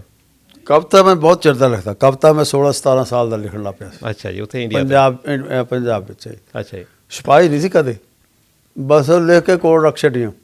ਅੱਛਾ। ਤੇ ਪਹਿਲੀ ਕਿਤਾਬ ਤਾਂ ਮੈਂ 2000 ਇੱਥੇ ਹੋਣਾ 2001 2002 ਜੀ। ਹਾਂਜੀ, ਮੈਂ ਦੇਖ ਰਿਹਾ ਸੀ ਤੁਹਾਡੀ ਕਿਤਾਬ ਖਾਬਾਂ ਦੀ। ਹਾਂ, ਖਾਬਾਂ ਦੀ ਸਾਗਨ, ਉਹ ਤਾਂ ਮੈਂ ਬਹੁਤ ਚਿਰ ਬਾਅਦ ਛਪਾਉਣੀਆਂ ਸ਼ੁਰੂ ਕੀਤੀਆਂ। ਅੱਛਾ। ਹਾਲਾਂਕਿ ਲਿਖਦਾ ਤਾਂ ਮੈਂ ਉਹ ਤੋਂ ਪਹਿਲਾਂ 30-40 ਸਾਲ ਪਹਿਲਾਂ ਦਾ ਲਿਖਦਾ। ਮੈਂ 1962 ਵਿੱਚ ਮੈਂ ਜਿੱਥੋਂ ਤੱਕ ਯਾਦ ਹੈ, ਹਾਲਾਂਕਿ ਇੰਡੀਆ 'ਚ ਸੀ, ਮੈਂ ਹਲੇ 10ਵੀਂ ਵਿੱਚ ਪੜ੍ਹਦਾ ਸੀ ਜਦ ਮੈਂ 9ਵੀਂ 10ਵੀਂ ਜਦ ਮੈਂ ਕਵਿਤਾਵਾਂ ਲਿਖਣ ਲੱਗ ਪਿਆ ਸੀ ਜੀ। ਅਤੇ ਥੋੜ੍ਹਾ ਜਿਹਾ ਮੈਂ ਉਹਨਾਂ ਦਿਨਾਂ ਸ਼ਾਈ ਵੀ ਬਹੁਤ ਹੁੰਦਾ ਸੀ, ਮੈਂ ਸਟੇਜ 'ਤੇ ਜਾਣ ਤੋਂ ਬੜਾ ਘਬਰਾਉਂਦਾ ਸੀ। ਹਾਂਜੀ। ਹੈਂ, ਅਤੇ ਉਹ ਚੀਜ਼ਾਂ ਜਿਹੜੀਆਂ ਬੋਲ ਨਹੀਂ ਹੁੰਦੀਆਂ ਸੀ ਕਲਮਬੱਧ ਕਰਦੇ ਸੀ। ਹਾਂ, ਬਸ ਇੱਦਾਂ ਤੁਸੀਂ ਸਮਝ ਲਓ। ਹਾਂਜੀ। ਅਤੇ ਉੱਦਾਂ ਮੈਂ ਗਾਉਂਦਾ ਵੀ ਸਾਂ। ਅੱਛਾ ਜੀ। ਹਾਂ, ਮੈਂ ਗਾਉਂਦਾ ਸੀ ਪਰ ਸ਼ਾਈ ਬਹੁਤ ਸੀ। ਹੂੰ। ਆਪਣੇ ਆਪ ਗਾ ਲੈਣਾ ਜਿੱਦਾਂ ਕਦੇ ਬਾਥਰੂਮ ਸਿੰਗਰ ਸੀਗੇ ਹਾਂ ਸਮਝ ਠੀਕ ਹੈ। ਨਹੀਂ ਹੁਣ ਵੀ ਬਾਥਰੂਮ ਸਿੰਗਰ ਹੀ ਜਾਂ ਹੁਣ ਤੁਸੀਂ ਗਾ ਲੈਂਦੇ? ਪਰ ਤੁਸੀਂ ਹੁਣ ਸਟੇਜ ਤੇ ਤਾਂ ਗਾ ਲੈਂਦੇ ਹੋ ਤੁਸੀਂ ਜਦੋਂ ਕਵੀ ਉਹ ਕਵਿਤਾ ਤਾਂ ਮੈਂ ਪੜ੍ਹਦਾ ਹੁਣ ਤਾਂ, ਪਰ ਇਹ ਵੀ ਮੈਂ ਗਾ ਕੇ ਵੀ ਪੜ੍ਹਦਾ ਰਿਹਾ ਕਵਿਤਾ। ਪਰ ਉਹ ਹੋਇਆ ਇੱਦਾਂ ਬਈ ਹਾਂਜੀ ਦਲਜੀਤ ਸਿੰਘ, ਮੈਨੂੰ 2013 'ਚ ਸਟ੍ਰੋਕ ਹੋ ਗਿਆ, ਲਾਈਟ ਜਿਹਾ ਸਟ੍ਰੋਕ ਹੋਇਆ। ਅੱਛਾ ਜੀ। ਬੜਾ ਨਹੀਂ। ਉਹਦੇ ਨਾਲ ਸਮਥਿੰਗ ਸਿਰ ਦੇ ਵਿੱਚ ਕੁਛ ਬਦਲ ਗਿਆ। ਅੱਛਾ। ਮੇਰਾ ਗਾਣੇ ਦਾ ਅਤੇ ਮਿਊਜ਼ਿਕ ਦਾ ਜਿਹੜਾ ਟੇਸਟ ਸੀ ਉਹ ਬਿਲਕੁਲ ਜਾਂਦਾ ਲੱਗਾ। ਅੱਛਾ। ਮੈਂ 2013 ਤੋਂ ਬਾਅਦ ਫਿਰ ਬਿਲਕੁਲ ਨਹੀਂ ਸਟੇਜ 'ਤੇ ਗਾਇਆ। ਅੱਛਾ ਨਹੀਂ। ਅੱਛਾ ਪਹਿਲਾਂ ਬਹੁਤ ਮੈਂ ਸਟੇਜ 'ਤੇ ਗਾਉਂਦਾ ਰਿਹਾ ਪਹਿਲਾਂ, ਅਤੇ ਹੁਣ ਮੈਂ ਕਵਿਤਾ ਪੜ੍ਹਦਾ ਹਾਂ ਸਟੇਜ 'ਤੇ, ਇੱਦਾਂ ਦੀ ਕੋਈ ਗੱਲ ਨਹੀਂ ਹੈ। ਹਾਂਜੀ। ਪਰ ਮੈਂ ਗਾ ਕੇ ਨਹੀਂ ਹੁਣ। ਅੱਛਾ। ਹਾਂ, ਉਹ ਵੋਕਲ ਕੋਡ ਵੀ ਹੁਣ ਢਿੱਲੀਆਂ ਪੈ ਗਈਆਂ, ਜਦ ਇੰਨਾ ਚਿਰ ਨਹੀਂ ਗਾਇਆ। ਨਹੀਂ ਠੀਕ ਹੈ। ਨਹੀਂ ਪਰ ਤੁਸੀਂ ਜਿਹੜਾ ਸਰਮਾਇਆ ਕਿਤਾਬਾਂ ਦੇ ਰੂਪ ਦੇ ਵਿੱਚ ਛੱਡ ਚੁੱਕੇ ਹੋ, ਬਹੁਤ ਵਧੀਆ ਗੱਲ ਆ। ਬਹੁਤ ਸਾਰੇ ਇੱਦਾਂ ਦੇ ਵੀ ਲੋਕ ਹੈਗੇ ਜਿਹਨੇ ਲਿਖਿਆ ਪਰ ਉਹ ਸਾਂਭ ਨਹੀਂ ਪਾਏ। ਹਾਂ ਇਹ ਤਾਂ ਇਹ ਇੱਕ ਇੰਗਲੈਂਡ ਵਾਲਿਆਂ ਦੇ ਕੋਲ ਚਲੋ ਇਕੋਨੋਮਿਕਲੀ ਥੋੜ੍ਹਾ ਜਿਹਾ ਸੀਗਾ ਅਤੇ ਉਹ ਕਿਤਾਬਾਂ ਵੀ ਛਪਵਾਉਂਦੇ ਰਹੇ। ਇਹ ਹੈ ਤਾਂ ਕੋਲੋਂ ਹੀ ਪੈਸਾ ਖਰਚ ਕਰਕੇ। ਪੰਜਾਬੀਆਂ ਦੀ ਇਹ ਆ ਸਾਡੀ ਮਾੜੀ ਆਦਤ ਹੀ ਇਹ ਕਹਿ ਲਓ ਕਿ ਅਸੀਂ ਧੰਨਵਾਦ ਵੀ ਨਹੀਂ ਕਰਦੇ ਕਿ ਕੋਈ ਬੰਦਾ ਸਾਡੇ ਲਈ ਇੰਨਾ ਕੁਛ ਕਰ ਗਿਆ। ਅਤੇ ਚਲੋ ਕਿਤਾਬਾਂ ਤਾਂ ਤੁਹਾਡੀਆਂ ਬਹੁਤ ਆ, ਤੇਰਾ ਪਲ, ਯੁੱਗ ਵਾਰਤਾ, ਇੱਕ ਦਹਾਕਾ, ਇੱਕ ਝਾਤ, ਤੇਰੇ ਪਾਰ ਤੇ ਆਉਣ ਤੀਕ, ਬਹੁਤ ਅਣਗਿਣਤ ਕਿਤਾਬਾਂ ਲਿਖੀਆਂ। ਮੈਂ ਜਿਹੜੀ ਕਿਤਾਬ ਦੇ ਉੱਤੇ ਗੱਲ ਕਰਨੀ ਚਾਹੁੰਦਾ, ਗੁਲਾਮੀਨਾਮਾ, ਹੁਣ ਜਿਹੜੀ ਕਿਤਾਬ ਤੁਹਾਡੀ ਰੀਸੈਂਟਲੀ ਆਈ ਆ ਗੁਲਾਮੀਨਾਮਾ, ਜਦੋਂ ਮੈਂ ਤੁਹਾਡੀ ਕਿਤਾਬ ਪੜ੍ਹੀ ਵੀ ਆ, ਉਹ ਤੁਹਾਡੇ ਵਿੱਚ ਕਮਿਊਨਿਜ਼ਮ ਦਾ ਵੀ ਪ੍ਰਭਾਵ ਆ, ਤੁਹਾਡੇ ਉੱਤੇ ਬੱਬਾ ਲਹਿਰ ਦਾ ਵੀ ਪ੍ਰਭਾਵ ਆ, ਸਿੱਖ ਧਰਮ ਦਾ ਵੀ ਪ੍ਰਭਾਵ ਆ। ਇਹ ਕਹਿ ਲਓ ਕਿ ਤੁਹਾਡੇ ਉਹ ਇੱਕ ਕਹਿੰਦੇ ਹੁੰਦੇ ਆ ਨਾ ਵੀ ਜਿਹੜਾ ਸਾਹਿਤ ਹੁੰਦਾ ਆ ਉਹ ਸਮਾਜ ਦਾ ਸ਼ੀਸ਼ਾ ਹੁੰਦਾ। ਤੁਹਾਡੀਆਂ ਕਿਤਾਬਾਂ ਦੇ ਵਿੱਚੋਂ ਪਤਾ ਲੱਗਦਾ ਕਿ ਸਾਡਾ ਸਮਾਜ ਕਿੱਦਾਂ ਵਿਚਰਦਾ ਸੀ, ਇਕੱਲਾ ਪੰਜਾਬ ਦਾ ਹੀ ਨਹੀਂ, ਪੂਰੇ ਵਰਲਡ ਦਾ। ਇਹ ਗੁਲਾਮੀਨਾਮੇ ਦੇ ਬਾਰੇ ਥੋੜ੍ਹੀ ਜਿਹੀ ਜ਼ਰੂਰ ਝਾਤ ਜਿਹੜੀ ਪਾਓ। ਹਾਂ ਗੁਲਾਮੀਨਾਮਾ ਮੇਰੀ ਰੀਸੈਂਟ ਜਿਹੜੀ ਹੁਣ ਦੀ ਜਿਹੜੀ ਲਾਸਟ ਕਿਤਾਬ ਆ, ਇਹ 'ਤੇ ਚਰਚਾ ਵੀ ਬੜੀ ਹੋਈ ਆ, ਇੰਡੀਆ ਵਿੱਚ ਵੀ ਬੜੀ ਕਾਫੀ ਚਰਚਿਤ ਕਿਤਾਬ ਰਹੀ। ਹਾਂਜੀ। ਮੈਂ 200 ਕਿਤਾਬਾਂ ਲਈਆਂ ਸੀ ਪਬਲਿਸ਼ਰ ਤੋਂ। ਅੱਛਾ ਜੀ। ਮੇਰੇ ਕੋਲ ਹੁਣ ਆਏ ਕੋਈ ਆ, ਸਾਰੀਆਂ ਇੱਧਰ ਉੱਧਰ ਚਲੇ ਗਈਆਂ। ਬਹੁਤ ਜਿਨ੍ਹਾਂ ਨੇ ਵੀ ਸੁਣਿਆ ਉਹਨਾਂ ਨੇ ਕਿਹਾ ਸਾਨੂੰ ਦਿੱਤੀ ਜਾਵੇ। ਅਤੇ ਦੇਖੋ ਗੁਲਾਮੀਨਾਮੇ 'ਤੇ ਲਿਖਿਆ ਤਾਂ ਬਹੁਤ ਕੁਛ ਗਿਆ, ਲੋਕਾਂ ਨੂੰ ਹੰਡਾਇਆ ਵੀ ਬਹੁਤ ਕੁਛ ਆ। ਹਾਂਜੀ। ਪਰ ਜਿੱਥੋਂ ਤੱਕ ਮੈਨੂੰ ਦੱਸਿਆ ਗਿਆ, ਹੋ ਸਕਦਾ ਕੁਛ ਹੋਵੇ ਵੀ, ਕਵਿਤਾਵਾਂ ਵੀ ਬੜੀਆਂ ਲਿਖੀਆਂ ਗਈਆਂ, ਪਰ ਕਿਸੇ ਨੇ ਠਿੱਠ ਕੇ ਗੁਲਾਮੀਨਾਮੇ ਦੀ ਜਿਹੜੀ ਪੂਰੀ ਸਮੁੱਚੀ ਇਹ ਬਿਮਾਰੀ ਆ ਕੈਂਸਰ ਵਰਗੀ, ਇਹ 'ਤੇ ਕਵਿਤਾ ਵਿੱਚ ਨਹੀਂ ਕਿਸੇ ਨੇ ਲਿਖਿਆ। ਉੱਦਾਂ ਵੀ ਕਿਤਾਬਾਂ ਬਹੁਤ ਲਿਖੀਆਂ ਗਈਆਂ ਪ੍ਰੋਜ਼ ਦੇ ਵਿੱਚ, ਤਕਰੀਬਨ ਈਵਨ ਟੈਲੀਵਿਜ਼ਨ ਦੇ ਵਿੱਚ ਫਿਲਮਾਂ ਵੀ ਬਣੀਆਂ। ਰੂਟਸ ਸ਼ਾਇਦ ਤੁਸੀਂ ਸੁਣੀ ਹੋਗੀ, ਜਿਹੜੀ ਵਾਰਤਕ ਬਹੁਤ ਹੋਈ ਹੈ ਜੀ। ਹਾਂਜੀ। ਰੂਟਸ ਬੜੀ ਜ਼ਬਰਦਸਤ ਫਿਲਮ ਆ ਜਿਹੜੀ ਹਾਲੀਵੁੱਡ 'ਚ ਬਣੀ ਆ, ਜਿਹਦੇ ਵਿੱਚ ਉਹਨੇ ਅਫਰੀਕਨ ਅਮਰੀਕਨ ਲੋਕਾਂ ਦੀ ਗੁਲਾਮੀ ਨੂੰ ਦੱਸਿਆ ਵੀ ਕਿੱਦਾਂ ਹੋਇਆ। ਪਰ ਗੁਲਾਮੀਨਾਮੇ ਦੀਆਂ ਬਹੁਤ ਕਿਸਮਾਂ, ਇੱਕ ਕਿਸਮ ਨਹੀਂ ਹੈ। ਔਰ ਇਹਨੂੰ ਕਲੈਕਟਿਵਲੀ ਪੋਇਟਰੀ ਦੇ ਵਿੱਚ ਲਿਖਣਾ ਕੋਈ ਸੌਖਾ ਐਡਾ ਕੰਮ ਨਹੀਂ ਸੀ। ਮੈਂ ਐਡਾ ਬੜਾ ਮੇਰੇ ਓਨੈਸਟਲੀ ਮੇਰੇ 10 ਸਾਲ ਲੱਗ ਗਏ ਪਹਿਲਾਂ ਤਾਂ ਰਿਸਰਚ ਕਰਦੇ ਨੂੰ, ਤਾਂ ਕਿ ਮੈਂ ਇਹਨੂੰ ਹਰ ਇੱਕ ਪਾਸਿਓਂ ਹਰ ਇੱਕ ਐਂਗਲ ਤੋਂ ਇਸ ਸਬਜੈਕਟ ਨੂੰ ਦੇਖਣਾ ਚਾਹੁੰਦਾ ਸੀ। ਉਹ ਰਿਸਰਚ ਤੋਂ ਬਾਅਦ ਫਿਰ ਦੇਖ ਲਾ ਵੀ ਮੈਨੂੰ ਇਹ 10 ਸਾਲ ਬਾਅਦ ਮੈਂ ਇਹਨੂੰ ਕੰਪਲੀਟ ਕਰ ਸਕਿਆ, ਅਤੇ ਮੈਂ ਸਮਝਦਾ ਵੀ ਮੇਰੀ ਬਹੁਤ ਬੜੀ ਕਾਲਨਾ ਸੀ। ਇਹਦੇ ਵਿੱਚ ਤੁਸੀਂ ਵੱਖ-ਵੱਖ ਜ਼ਿਕਰ ਕੀਤਾ ਕੌਮਾਂ ਦਾ, ਜਾਂ ਵੱਖ-ਵੱਖ ਤਰ੍ਹਾਂ ਦੇ ਵਰਗਾਂ ਦੀ ਗੱਲ ਕੀਤੀ ਆ। ਤੁਹਾਡਾ ਨਿਚੋੜ ਜੇ ਆਪਾਂ ਥੋੜ੍ਹੇ ਸ਼ਬਦਾਂ ਦੇ ਵਿੱਚ ਦੇਖਣਾ ਹੋਵੇ, ਨਿਚੋੜ ਕੀ ਲੱਗਾ ਤੁਹਾਨੂੰ, ਇਹ ਜ਼ਰੂਰ ਦੱਸੋ। ਨਿਚੋੜ ਇਹ ਆ ਭਈ ਗੁਲਾਮੀ ਇੱਕ ਇਨਸਾਨ ਨੂੰ, ਜੇ ਤੁਸੀਂ ਇਨਸਾਨ ਸਮਝਦੇ ਆ ਨਾ, ਹਿਊਮਨ ਨੂੰ ਜੇ ਹਿਊਮਨ ਸਮਝਦੇ ਆ, ਤਾਂ ਗੁਲਾਮੀ ਦੂਜੇ ਜਿਹਨੂੰ ਗੁਲਾਮ ਬਣਾਉਂਗੇ ਉਹਦੇ ਲਈ ਕੈਂਸਰ ਆ। ਇੰਨੀ ਘਾਤਕ ਆ ਬਿਮਾਰੀ, ਇੰਨੀ ਘਾਤਕ ਆ। ਬਿਲਕੁਲ। ਉਸ ਬੰਦੇ ਦੀ, ਉਸ ਪਰਿਵਾਰ ਦੀ, ਉਸ ਸਮਾਜ ਦੀ ਜਿਹੜੀ ਸੋਸ਼ਲ, ਇਕਨੋਮਿਕ, ਪੋਲੀਟੀਕਲ ਡਿਵੈਲਪਮੈਂਟ, ਉਹ ਸਾਰੀਆਂ ਰੱਦ ਹੋ ਜਾਂਦੀਆਂ, ਕੁਛ ਵੀ ਨਹੀਂ ਬਚਦਾ। ਇਹੋ ਜਿਹੀ ਵੀ ਗੁਲਾਮੀ ਦੀ ਕਿਸਮ ਹੈ ਜਿਹੜੀ ਬੰਦੇ ਨੂੰ ਬਿਲਕੁਲ ਐਨੀਮਲ ਦੇ ਲੈਵਲ ਤਾਈਂ ਲੈ ਆਉਂਦੀ, ਬਿਲਕੁਲ ਸਬ ਹਿਊਮਨ ਦੇ ਲੈਵਲ ਤਾਈਂ ਬੰਦੇ ਨੂੰ ਗੁਲਾਮੀ ਕਰ ਦਿੰਦੀ ਹੈ। ਤੁਹਾਡੀ ਸੋਚ ਵੀ ਜਾਂਦੀ ਲੱਗਦੀ ਆ, ਤੁਹਾਡੇ ਆਸਾਨ ਜਿਹੜੇ ਤੁਸੀਂ ਦੁਨੀਆ 'ਚ ਯੂਜ਼ ਕਰਕੇ ਆਪਣੀ ਜ਼ਿੰਦਗੀ ਦਾ ਨਿਰਵਾਹ ਕਰਨਾ, ਉਹ ਵੀ ਜਾਂਦੇ ਲੱਗਦੇ ਆ। ਤੁਸੀਂ ਬਿਲਕੁਲ ਘਸਿਆਰੇ ਜਿਹੇ ਹੋ ਕੇ ਦਾਲ ਫੁਲਕੇ 'ਤੇ ਆ ਕੇ ਤੁਹਾਡੀ ਜਾਨ ਟਿਕ ਜਾਂਦੀ ਹੈ। ਇਸ ਕਰਕੇ ਇੱਕ ਸੋਹਣਾ ਅਤੇ ਸੁਥਰਾ ਸਮਾਜ ਖੜ੍ਹਾ ਕਰਨ ਲਈ ਹਰ ਇੱਕ ਨੂੰ, ਮੈਂ ਗੌਰਮੈਂਟ ਨੂੰ ਨਹੀਂ ਇਕੱਲਾ ਕਹਿੰਦਾ, ਹਰ ਇੱਕ ਉਸ ਸਮਾਜ ਦੇ ਮੈਂਬਰ ਨੂੰ ਹੰਭਲਾ ਮਾਰਨਾ ਚਾਹੀਦਾ। ਵਾਹ ਜੀ ਵਾਹ। ਹਾਂਜੀ। ਔਰ ਇੰਨਾ ਇਹ ਜ਼ਰੂਰੀ ਆ ਤਾਂ ਕਿ ਜੇ ਇੱਕ ਬੰਦੇ ਨਾਲ ਬੇਇਨਸਾਫੀ ਹੋ ਰਹੀ ਹੈ, ਇੱਕ ਬੰਦੇ ਨੂੰ ਜਾਂ ਇੱਕ ਕਮਿਊਨਿਟੀ ਨੂੰ ਸਮਾਜ ਦੇ ਵਿੱਚ ਨੀਵਾਂ ਕੀਤਾ ਜਾ ਰਿਹਾ, ਬਾਕੀਆਂ ਨੂੰ ਉਹਦੇ ਹਿੱਤ ਦੇ ਲਈ ਖੜਨ ਦੀ ਲੋੜ ਹੈ, ਸਾਰਿਆਂ ਨੂੰ ਖੜਨ ਦੀ ਲੋੜ ਹੈ ਵੀ ਇੱਦਾਂ ਹੋਣਾ ਨਹੀਂ ਚਾਹੀਦਾ, ਗਲਤ ਹੈ। ਹੁਣ ਜਿਹੜੀ ਕਾਸਟ ਦੀ ਗੱਲ ਆਪਾਂ ਹਿੰਦੁਸਤਾਨ ਦੇ ਵਿੱਚ ਕਰਦੇ ਹਾਂ, ਉਹ ਗੁਲਾਮੀ ਆ। ਗੁਲਾਮੀ ਉਹ ਤਾਂ ਬਹੁਤ ਘੱਟ ਗੁਲਾਮੀ ਆ ਜੀ, ਉਹ ਤਾਂ ਅੱਜ ਵੀ ਪਿੱਛਾ ਨਹੀਂ ਛੱਡ ਪਾ ਰਹੀ। ਹਾਂ, ਉਹ ਗੁਲਾਮੀ ਆ। ਇੱਦਾਂ ਹੀ ਕਲੋਨੀਅਲਿਜ਼ਮ, ਹਾਂਜੀ, ਹੁਣ ਜਿਹੜੀ ਜਾਤ ਪਾਤ ਦੀ ਗੁਲਾਮੀ ਆ, ਉਹ ਇੱਕ ਕਿਸਮ ਦੀ ਗੁਲਾਮੀ ਆ। ਹਾਂਜੀ। ਕਲੋਨੀਅਲਿਜ਼ਮ ਜਿਹੜਾ ਇੱਕ ਮੁਲਕ ਉੱਠ ਕੇ ਦੂਜੇ ਮੁਲਕ 'ਤੇ ਕਬਜ਼ਾ ਕਰਕੇ ਬੈਠ ਜਾਂਦਾ, ਉਹਦੇ ਸਾਰੇ ਜਿਹੜੇ ਸੋਮੇ ਆ, ਰਿਸੋਰਸਿਸ ਸਾਰੇ ਉਹਨਾਂ 'ਤੇ ਕਬਜ਼ਾ ਕਰਕੇ ਬੈਠ ਜਾਂਦਾ, ਉਹਨਾਂ ਦੀ ਪੋਲੀਟੀਕਲ ਅਤੇ ਇਕਨੋਮਿਕ ਜਿਹੜੀ ਤਾਕਤ ਹੈ ਉਹ ਆਪਣੇ ਹੱਥਾਂ 'ਚ ਲੈ ਲੈਂਦਾ। ਇੱਕ ਤਰ੍ਹਾਂ ਦੀ ਉਹ ਗੁਲਾਮੀ ਆ, ਬਹੁਤ ਬੜੀ ਗੁਲਾਮੀ ਆ, ਬਹੁਤ ਤਗੜੀ। ਹਾਂਜੀ, ਹਾਂਜੀ। ਅਤੇ ਫਿਰ ਧਾਰਮਿਕ ਗੁਲਾਮੀ, ਇੱਕ ਧਰਮ ਉੱਠਦਾ, ਉਹ ਦੂਜੇ ਦੇ ਧਰਮ ਨੂੰ ਕਹਿੰਦੇ ਤਾਂ ਐਵੇਂ ਹੀ ਹੈ, ਬਕਵਾਸ ਹੈ। ਹੈਂ, ਉਹ ਤਰ੍ਹਾਂ ਦੇ ਸ਼ੋਸ਼ੇ ਛੱਡ ਕੇ ਉਹਨਾਂ ਦਾ ਜਿਹੜਾ ਮਨੋਬਲ ਆ ਉਹ ਥੱਲੇ ਨੂੰ ਕਰ ਦਿੰਦਾ। ਹਿੰਦੁਸਤਾਨ ਦੇ ਵਿੱਚ ਮੁਸਲਮਾਨਾਂ ਨੇ ਖਾਸ ਕਰ ਹਿੰਦੁਸਤਾਨ ਦੇ ਜਿਹੜੇ ਧਰਮ, ਮੈਂ ਸਮਝਦਾ ਵੀ ਬੜੇ ਉੱਚੇ ਉਹਨਾਂ ਦੇ ਖਿਆਲ ਸੀ, ਉਹਨਾਂ ਨੂੰ ਕੱਟ ਵੱਢ ਕਰਕੇ ਉਹਨਾਂ ਨੂੰ ਛਾਂਗ ਛੂੰਗ ਕੇ ਕਹਿ ਤਾ ਵੀ ਐਵੇਂ ਰਬਿਸ਼ ਹੈ। ਔਰ ਇੱਕ ਇਹ ਤਰ੍ਹਾਂ ਦੀ ਗੁਲਾਮੀ ਹੈ।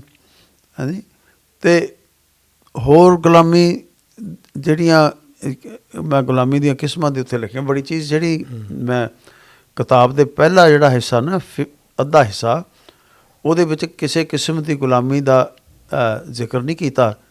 ਕਿਤਾਬ ਦਾ ਦੂਜਾ ਹਿੱਸਾ ਜਿਹੜਾ, ਉਹਦੇ ਵਿੱਚ ਮੈਂ ਜਿਹੜੀਆਂ ਤਰ੍ਹਾਂ ਦੀਆਂ ਗੁਲਾਮੀਆਂ ਦੱਸੀਆਂ, ਪਰ ਜਿਹੜਾ ਪਹਿਲਾ ਹਿੱਸਾ ਉਹਦੇ ਵਿੱਚ ਮੈਂ ਸਿਰਫ ਇਹੀ ਦੱਸਿਆ ਵੀ ਸਾਈਕੋਲੋਜੀਕਲੀ ਗੁਲਾਮੀ ਜਿਹੜੀ ਆ ਨਾ, ਉਹ ਇਨਸਾਨ 'ਤੇ ਕਿਹੋ ਜਿਹਾ ਅਸਰ ਛੱਡਦੀ ਆ।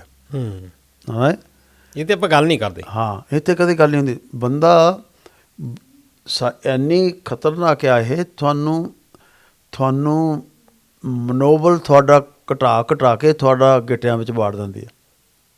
ਅਤੇ ਤੁਸੀਂ ਹਮੇਸ਼ਾ ਹੀ ਜਿਹੜਾ ਤੁਹਾਨੂੰ ਗੁਲਾਮ ਜਨ ਬਣਾਇਆ ਨਾ, ਉਹਨੂੰ ਰੱਬ ਸਮਝ ਕੇ ਪੂਜਣ ਲੱਗ ਪਏ ਨਾ ਤੁਸੀਂ। ਹਾਂਜੀ, ਹੈਂ, ਇੱਦਾਂ ਹੀ। ਔਰ ਇਹ ਜਿਹੜੀ ਸਾਈਕੋਲੋਜੀਕਲ ਮਾਰ ਆ ਗੁਲਾਮੀ ਦੀ, ਕੌਮਾਂ 'ਤੇ ਲੋਕਾਂ 'ਤੇ ਐਡੀ ਜ਼ਬਰਦਸਤ ਪੈਂਦੀ ਆ ਨਾ, ਕਈ ਪੁਸ਼ਤਾਂ ਲੰਘ ਜਾਂਦੀਆਂ ਉਹ 'ਚੋਂ ਉੱਠਣ ਲਈ। ਸੋ ਇਹ ਸਾਈਕੋਲੋਜੀਕਲ ਇੰਪੈਕਟ ਜਿਹੜਾ, ਉਹ ਮੈਂ ਪਹਿਲੀ ਜਿਹੜਾ ਅੱਧਾ ਹਿੱਸਾ ਉਹ ਸਿਰਫ ਉਹ 'ਤੇ ਹੀ ਗੱਲ ਕੀਤੀ ਹੈ। ਬਾਅਦ ਦਾ ਜਿਹੜਾ ਬਾਕੀ ਦਾ ਹਿੱਸਾ, ਉਹਦੇ ਵਿੱਚ ਮੈਂ ਤਰ੍ਹਾਂ ਦੀਆਂ ਜਿਹੜੀਆਂ ਗੁਲਾਮੀਆਂ, ਜਿੱਦਾਂ ਹੁਣ ਜ਼ਨਾਨੀਆਂ ਦਾ ਸ਼ੋਸ਼ਣ ਕੀਤਾ ਜਾਂਦਾ ਜੀ, ਹੈਂ, ਜ਼ਨਾਨੀਆਂ ਨੂੰ, ਹਾਂ, ਬਹੁਤ ਲੈਵਲ 'ਤੇ। ਦੇਖੋ ਅੱਜ ਕੱਲ੍ਹ ਜੇ ਤੁਸੀਂ ਦੇਖੋ, ਗਰੀਬ ਮੁਲਕਾਂ ਦੀਆਂ ਕੁੜੀਆਂ, ਜ਼ਨਾਨੀਆਂ, ਹਾਂਜੀ, ਦੂਜਿਆਂ ਅਮੀਰ ਮੁਲਕਾਂ ਵਿੱਚ ਜਾ ਕੇ ਉਹ ਜਿਹੜਾ ਸੈਕਸ਼ੁਅਲ ਕਿੱਤਾ ਕਰਦੀਆਂ, ਉਹ ਵਰਤੀਆਂ ਜਾਂਦੀਆਂ, ਉਹਨਾਂ ਨੂੰ ਯੂਜ਼ ਕੀਤਾ ਜਾਂਦਾ। ਔਰ ਫਿਰ ਬੱਚਿਆਂ ਦੀ ਗੁਲਾਮੀ, ਗਰੀਬ ਮੁਲਕਾਂ ਵਿੱਚ ਬੱਚਿਆਂ ਤੋਂ ਉਹ 5-6 ਸਾਲ ਦੀ ਉਮਰ 'ਚ ਉਹਨਾਂ ਤੋਂ ਕੰਮ ਲੈਣ ਲੱਗ ਪੈਂਦੇ, ਭੀਖ ਮੰਗਵਾਉਂਦੇ ਆ ਜੀ। ਹਾਂਜੀ, ਉਹਨਾਂ ਨੂੰ ਐਜੂਕੇਸ਼ਨ ਦੇਣ ਦੀ ਬਜਾਏ ਉਹਨਾਂ ਨੂੰ ਇਹੋ ਜਿਹਾ ਫਜ਼ੂਲ ਜਿਹੇ ਕਿੱਤਿਆਂ ਵਿੱਚ ਉਡਾਉਂਦੇ, ਉਹ ਸਾਰੀ ਉਮਰ ਕਾਸੇ ਜੋਗੇ ਨਹੀਂ ਰਹਿੰਦੇ। ਇਹ ਗੁਲਾਮੀ ਆ, ਜ਼ਨਾਨੀਆਂ ਦੀ ਗੁਲਾਮੀ ਆ।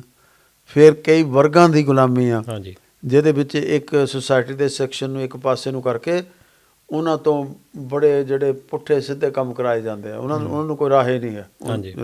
ਇਸ ਤਰੀਕੇ ਨਾਲ ਸਮਾਜ ਦੇ ਵਿੱਚ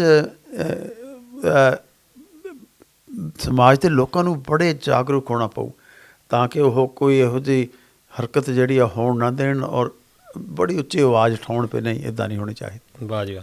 ਅਤੇ ਪੁੰਨੀ ਸਾਹਿਬ, ਟਾਈਮ ਜਿਹੜਾ ਇਜਾਜ਼ਤ ਨਹੀਂ ਦਿੰਦਾ, ਟਾਈਮ ਬਹੁਤ ਹੋ ਗਿਆ, ਪਰ ਗੱਲਾਂ ਜਿਹੜੀਆਂ ਆ ਬੜੀਆਂ ਸੁਚਾਰੂ, ਹਾਂਜੀ, ਅਤੇ ਇਹ ਸਾਨੂੰ ਸ਼ਾਇਦ ਲੋੜ ਆ ਅੱਜ ਦੇ ਜੋ ਆਪਾਂ ਡਿਸਕਸ਼ਨ ਕਰਦੇ ਹਾਂ।